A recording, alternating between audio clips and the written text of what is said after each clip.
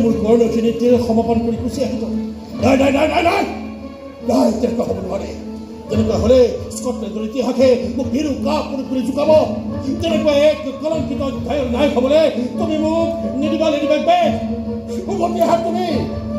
তোমাৰ ক্ষমতাৰ ভোকে আজি মোকো ভোকাতুৰ কৰি তুলিছে ভোক নিবাৰণ কৰিবলৈ আজি মই সৰ্বতো প্ৰকাৰে সাজু কি হ'ল জানি কি হ'ল কিবা ঘটনা ঘটিছে নে ঘটাই আহিছে কি হ'ল নোকোৱা কিয় গৈছিলো ৰজাৰ শুৱনি কথালৈ কিন্তু এইখন বহাব নোৱাৰিলো বহাবলৈ সেইখন কিয় কি হ'ল ৰজাৰ আংকাৰক দেখি মোৰ হঠাতে মোৰ পিতৃ দেৱলৈ মনত পৰি গ'ল দুয়োৰে মুখমণ্ডলৰ কিবা অদ্ভুত মিল আছে এনেকুৱা লাগিল যে মই মোৰ পিতৃদেৱকে হত্যা কৰিবলৈ গৈছিলো বুকুখন কঁপি উঠিল ওলাই আহিলো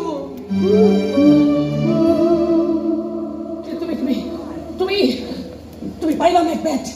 তুমি পাৰিবা বাধাগ্ৰস্ত হোৱাৰ কোনো সম্ভাৱনা নাই সকলো পথেই মুকলি হৈ আছে গতিকে পলম নকৰি যোৱা উদ্দেশ্য সাধন কৰাগৈ ভাবি ল'বা যে স্কটলেণ্ডৰ ৰাজ সিংহাসনখনলৈ আৰু বেছি দূৰ নাই দূৰত্ব জীৱনে নাথাকক কিয় এইবাৰ মই অতিক্ৰম কৰিমেই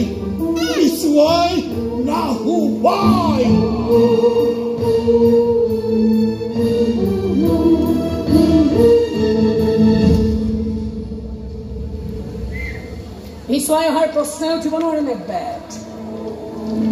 বহু কষ্ট কৰি গাৰ পৰা তুমি ভিতৰ পোচাকযোৰ খুলি পেলাইছা পুনৰ সেইযোৰ পিন্ধি লোৱাৰ কোনো প্ৰশ্নই উঠিব নোৱাৰে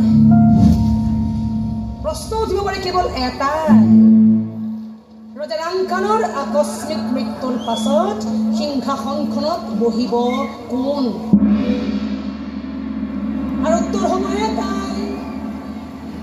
মেকবেথ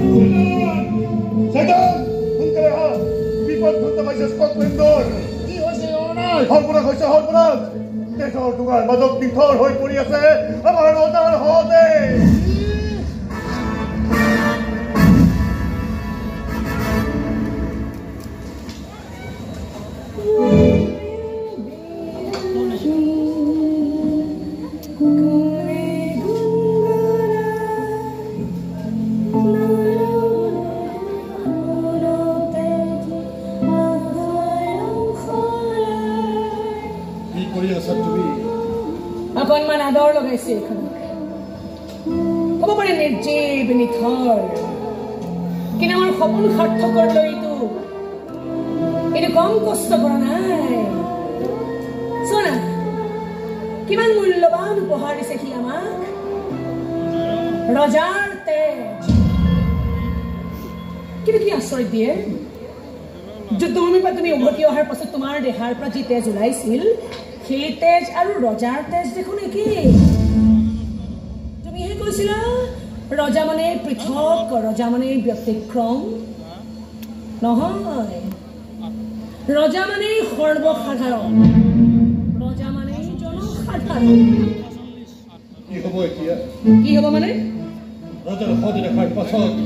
জনতাৰ মাজত হাহাকাৰ লাগিব উদল হৈ পৰিব ৰাজসিংহাসন যদি সেই সিংহাসনত জনতাই মেলকমক বহুৱাই এইখনৰ তৃষ্ণা কিন্তু এতিয়াও কমা নাই যুৱৰাজৰ তেজেৰে সেই তৃষ্ণা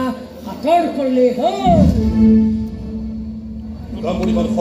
কঠিন হওক তুমি কেৱল ৰজা হোৱা সকলো বিপদ নেওচি আগবাঢ়ি যোৱাৰ সামৰ্থ্য তোমাৰ থাকিব লাগিব মেকবেথ সাহস আছে মোৰ ৰজাৰ পেট ফালে চিয়াচিৰি কৰিব পাৰিছো যেতিয়া যুৱৰাজৰ এই ক্ষুদ্ৰ কথা এইখিনি তোমাৰ ডাঙৰ শক্তি মেকবেথ ৰজা ভক্তি ক'বলৈ যোৱাৰ আগতে তুমি কৈছিলা যে তুমি পিছুৱাই নাহা যদি দীৰ্ঘকালীন স্কটলেণ্ডৰ ৰজা হৈ থাকিব বিচাৰিছা তেন্তে এই ষাৰ কথা পাহৰি নাযাবা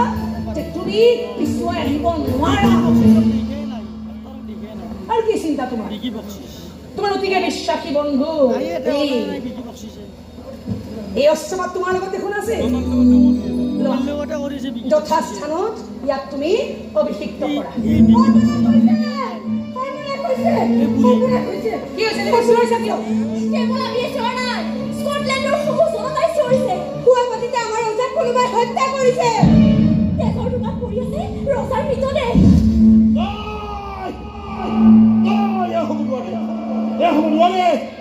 মোৰ মহললৈ আহি ৰজাই মৃত্যুক আঁকোৱালি ল'ব নোৱাৰে আৰু দুই যুৱৰাজ ৰজাক হত্যা কৰা সংবাদ পোৱাৰ মাত্ৰকে দুই যুৱৰাজে পলায়ন কৰিছে খবৰ নাই কি হ'বলৈ ধৰিছে ৰজাৰ মৃত্যু যুৱৰাজৰ পলায়ন নাই যি বিশ্বাসঘাতকে আমাৰ দেশলৈ এই অমানিশা নমাই আনিছে তাক এই মেকবেথে কেতিয়াও ক্ষমা নকৰে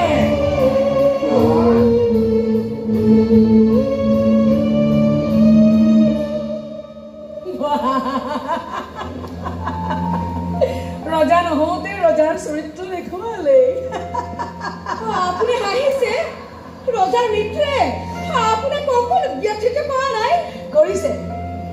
বৰ দুখ দিছে ৰজাৰ আকস্মিক মৃত্যুৱে এই ৰজাবোৰৰ কিয় মৃত্যু হয় ন এখনৰ পিছত এখনকৈ দেশ এখনকৈ যুদ্ধ জয় কৰি থকাৰ পাছতো মৃত্যুক জয় কৰিব নোৱাৰে কিয় ৰজাই সকলো ৰজাই নিজকে গড বুলি কয় ভগৱান বুলি কয় জনতাই তেওঁলোকৰ নিৰ্দেশক ভগৱানৰ হুকুম বুলিয়ে পালন কৰে অসীম ক্ষমতাৰে বলিয়ান মেলো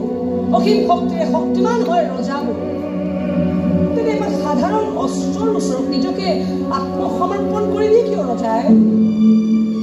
তেনে কৰিবলৈ যাওঁতে অকণো লজ্জিত নহয়নে ৰজাবোৰ ৰজাৰ তেজ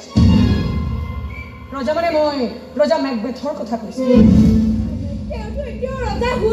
বলুতি বেছি পোৱা নাই